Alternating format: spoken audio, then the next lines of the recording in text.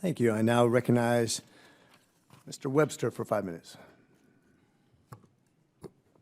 Thank you, Mr. Chairman. So, Dr. Valdez, does in the Biden administration, right at the end of his term, I think in December 2024, he renewed the U.S.-China Science and Technology Agreement.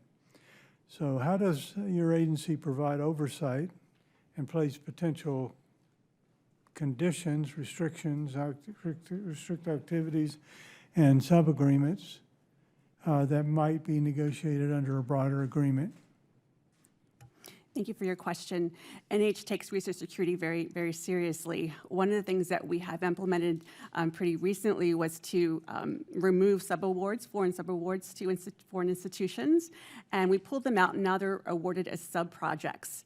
And so by having these awards to foreign institutions and foreign sites be made as sub-projects, we have better oversight of what's actually happening at those sites and the funding. So we know exactly what the funding is being used for. So instead of having the reporting go through an intermediary, which would have been the U.S. institution or the prime institution, we now can have direct oversight of those foreign awards. So that allows us to have better insight to what's happening. Does your agency see any conflict between the implementation of the National Security Presidential Memorandum number 33 and the renewed Science and Technology Agreement? Is there any conflict there? I'm not aware of a conflict. Okay. Can the United States remain competitive in global research without China? So we definitely need to have international collaborations. Science is global.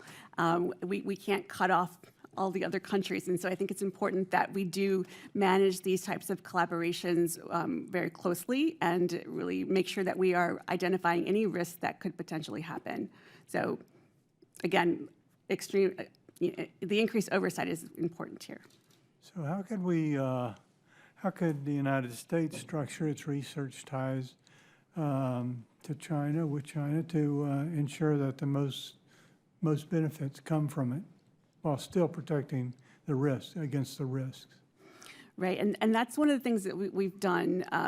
Again, for foreign sites, when we're funding research at foreign sites, you know, we're now requiring increased oversight by NIH. So we see exactly where the funds are going. We require the progress reports from those foreign sites. We have are coming directly to us, and we have that relationship. So I think the stronger oversight is really key here to ensure that you know, funds are being spent properly. So,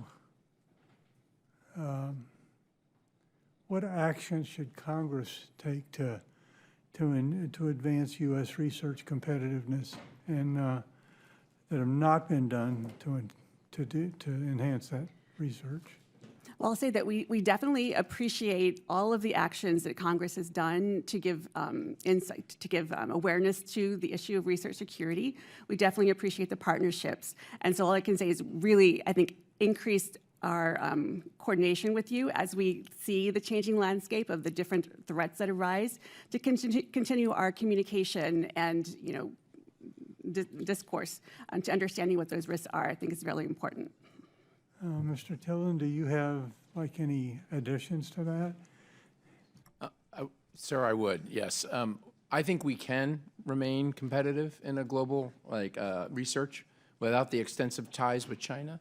But let me clarify that oftentimes I think we may be mixing between many people who are of Chinese nationality who have been in the States for many years, and those are the folks that have migrated through our universities to our labs. That will take time for us to wean off, if you will, right? That will take back to this idea of a STEM-related kind of a growth in STEM pipeline for talent, U.S.-born talent. I also believe that Congress can help us in many ways, and you have, so we thank you. Consistent budget really does help. I don't know if I can emphasize how the CRs and or shutdowns really do send a shockwave through the system.